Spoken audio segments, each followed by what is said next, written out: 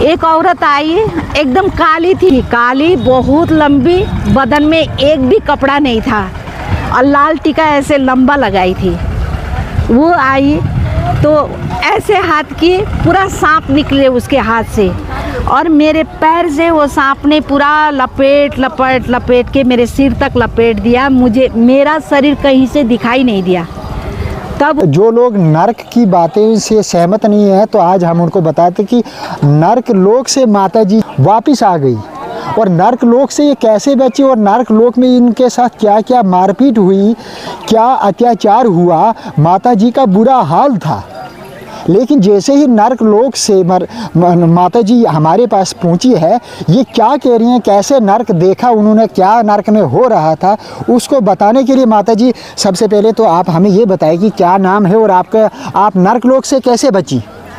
मेरा नाम राधागिरी है जी। मैं नेपाल से हूँ। मैं थोड़ी भगवान में विश्वास मैं करती हूँ जी। डीपली तो नहीं पहुँची लेकिन उन पर पूरा आस्था विश्वास है। मैं सोचती हूँ जब तक मेरी सांसें चले तब तक मैं भगवान की आस्था कभी नहीं छोड़ूंगी। मेरे दिल में ये अठोट है। ये आस्था कब से बनी? ये आस्था जब से आपको नर्क लोक का सपना मुझे सपना आया। तो कैसे आया सपना वो बताओ। हाँ जी, तो बात ये हुई कि हम किराना दुकान करते थे, वहाँ हम काठमांडू में थे। मेरी घर एक्चुअली पोखरा में है जी। लेकिन वो बोलते ना गुजारा कराने के लिए हम गए थे काठमांडू, किराना फसल लेकर बैठे थे दुकान करके जी। तो रात को जैसे सुबह और शाम दोनों टाइम मेरी पूजा हमेशा चलती है।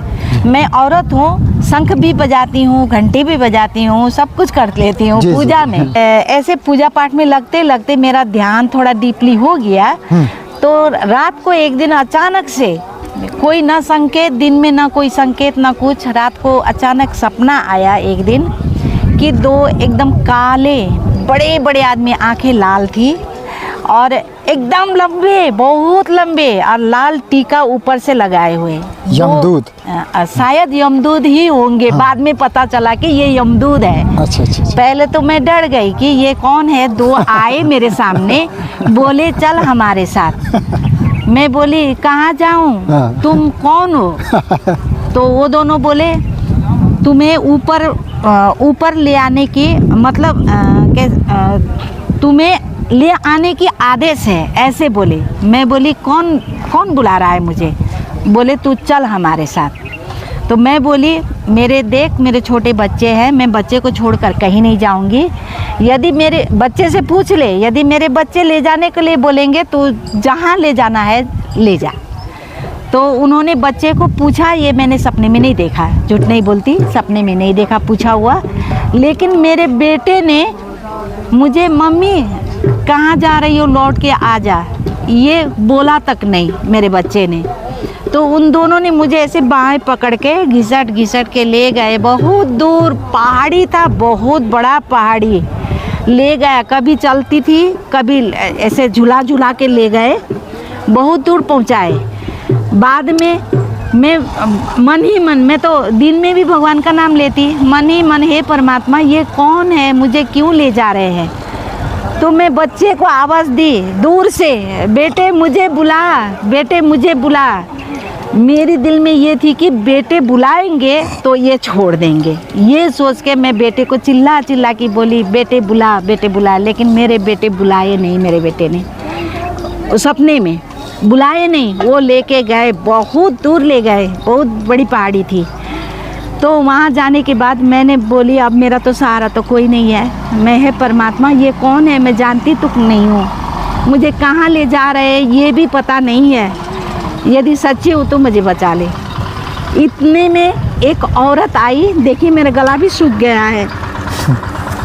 सच्ची में मेरे अंदर से ना कुछ अलग सी हो जाती है ये सब बात बोलती हूँ तो। एक औरत आई, एकदम काली थी, वो भी सेम वही दो आदमी की तरह थी, काली, बहुत लंबी, बदन में एक भी कपड़ा नहीं था और लाल टीका ऐसे लंबा लगाई थी। वो आई तो ऐसे हाथ की पूरा सांप निकले उसके हाथ से और मेरे पैर से वो सांप ने पूरा लपेट के मेरे सिर तक लपेट दिया। मुझे मेरा शरीर कहीं से दिखाई नहीं दिया। तब उस औरत ने बोली वो दोनों आदमी को, वो कौन थे, मेरे कान से सुनाई दे रहा है, आँख से दिखाई नहीं दे रहा है क्योंकि सांप ने लपेट दिया मुझे। तो बोली इसे ले जाना चाहते हो, हिम्मत है तो ले जा के दिखा, यही शब्द बोली है उन्होंने। तब उन्होंने दोनों ने छोड़ के चले गए, सांप भी उतर गया मेरे शरीर से। तब देखी तो वो औरत मेरे सामने थी। तब मैं बोली है आपने मेरी रक्षा की है, आपको बहुत धन्यवाद। तो फट से मैं जग गई। तो मेरे हस्बैंड ने भी बोला ना रात में कुछ हुआ था, मुझे बिस्तर पे ही कुछ हुआ था, मुझे लगा ये मैं सपना देख रही हूँ, वास्तव में मुझे कुछ हुआ था। तो हस्बैंड ने जगाए, बोले क्या हुआ, तुम बहुत ज़ोर ज़ोर से चिल्लाना जैसा कर रही थी और पूरा पसीना हो गई है। और मैं रात को डर भी गई और हस्बैंड से बोली आपको क्या बताऊँ, सुबह बताऊँगी। पूरा एक लंबा बोले ना फिल्म की तरह मैं सपना इतना लंबा देखी हूँ, मैं सुबह बताऊँगी। तो सुबह होते होते जैसे लगभग 5 साढ़े 5 हो गया था। दुकान खोलने के लिए मैं नीचे गई दुकान पे।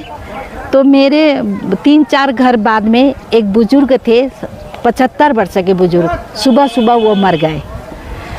तो बाद में वही भगवान ने मुझे दिल में चेष्टा दिए।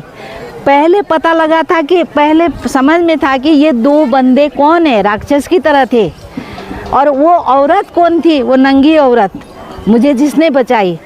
जब वो आदमी मरा हुआ सच्ची का वो बुढ़ा बाबा मर गए, तब मेरे दिल में आ गया कि हाँ ये तो यमदूत थे, यमदूत ही थे काले जो मुझे ऊपर ले गए थे।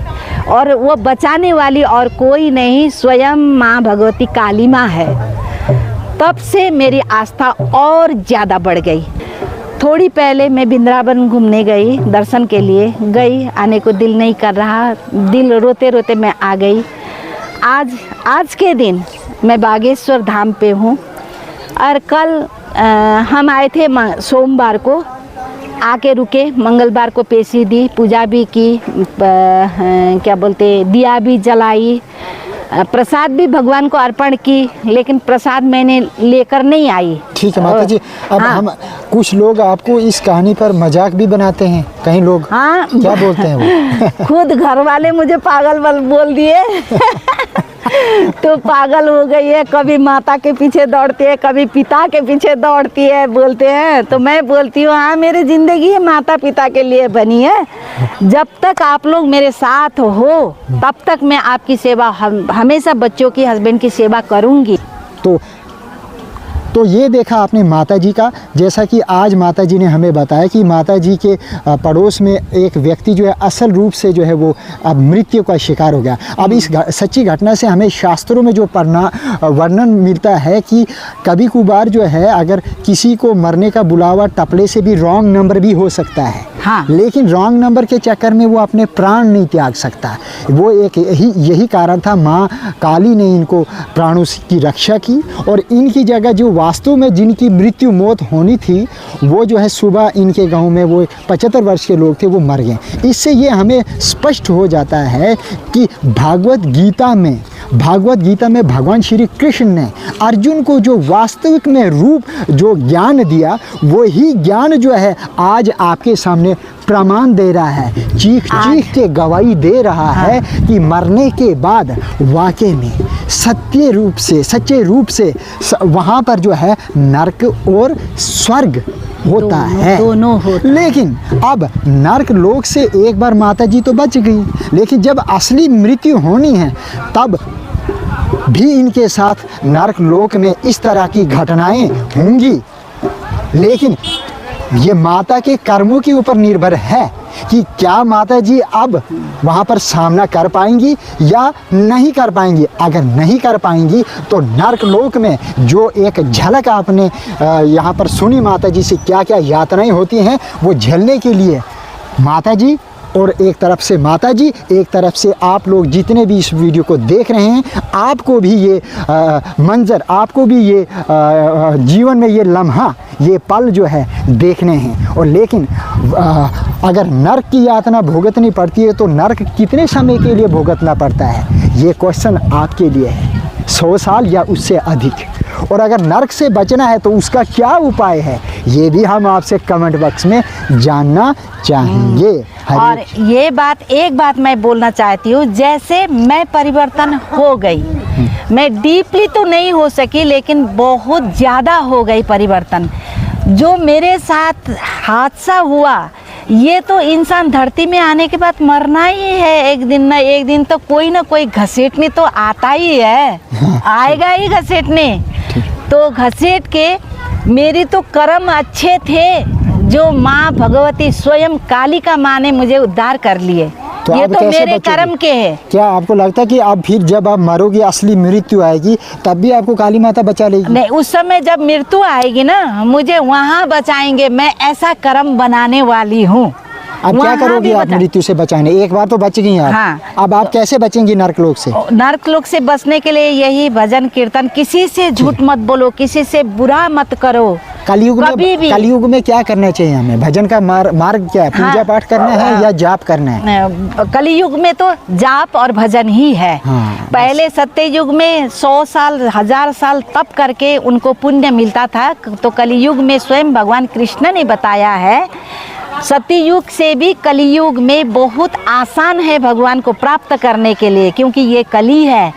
कली में सिर्फ भजन करो और नाम जपो, तो वो भी श्रद्धा से करो, दिखावा से नहीं। श्रद्धा से जो करेगा, इसी धरती पे ही वो मुक्त हो जाएगा।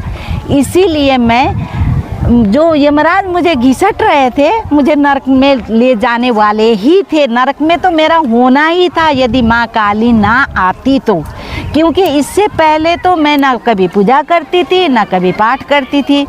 मेरे बच्चे हैं, मेरे परिवार है, कौन क्या बोलता है, किसने मुझे क्या बोला, ये सब सोचती थी। मेरा समय इसी में गया जब वो सपना आया। लेकिन मेरे कर्म अच्छे थे उस समय। ठीक है। तो आप लोगों की टिप्पणियों पर आप ध्यान देती हैं? लोग आपका मजाक बनाते हैं, उड़ाते हैं, तो आप उन पर क्या कहना चाहेंगे? नहीं, ध्यान तो अभी तो नहीं देती हूँ। जो पहले मेरी समझ में नहीं आया था धर्म क्या है और कर्म क्या है, जब तक समझ में नहीं आया था तो दिल में थोड़ा चुभता था। ठीक है। अभी लगता है जब तक मेरी सांसें हैं, जो कुछ भी, जो कोई भी जो कुछ भी बोले मेरे साथ, मैं अपना धर्म कभी नहीं छोड़ूंगी। कोई किसी के साथ नहीं जाने वाला है तो सिर्फ शमशान तक, उसके बाद बाय बाय टाटा, तू अपने रास्ते में अपने आपको कौन बचाएगा? नरक लोक में भी बचाने वाला तो वही परमात्मा है ना, वही श्री कृष्ण तभी बचाएगा जब मेरा कर्म अच्छा हो, जब मैं भक्ति करूंगी। और भक्ति में, हाँ, भक्ति जब करूंगी, माला जाप करूंगी। और माला जाप के अलावा और कोई भक्ति स्वीकार नहीं है? नहीं, ये तो है माला जाप और भजन, हाँ, इसके इतना अलावा ही कोई है। और और कोई उपाय नहीं है। तीर्थ बरत धाम तो हजारों जाते हैं, फिर भी इससे गति नहीं मिलती।